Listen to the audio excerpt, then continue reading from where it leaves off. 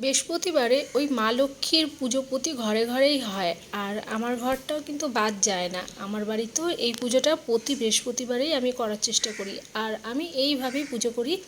আর পুজোতে আমি যেই সব ধুনো ধূপকাঠি ব্যবহার করে থাকি পুজোর কাজের জন্য, সেগুলো আজকে তোমাদের সাথে শেয়ার করলাম। এদিকে কিন্তু সব পুজোর বাজার আমার হয়েই গেছে, মানে ফুল মিষ্টি আর ঠাকুরের বাসন মাজা হয়ে গেছে। তো চলো এবার আমি এই যে দিয়ে দিলাম যা যা ঘটে দেবার, আর সেগুলো তো আর এই মিনি ব্লগে ডিটেলসে বলা যায় না বা দেখানো যায় না। হ্যাঁ, ছোটোখাটো ব্যাপার যেগুলো দেখানো সেগুলো দেখিয়ে দিয়েছি। আর এদিকে কিন্তু আমার পুজো আজকে সম্পূর্ণ হয়ে গেল, আর মাকে মন ভরে ভক্তি ভরে কিন্তু আমি পুজো দিলাম আজকে।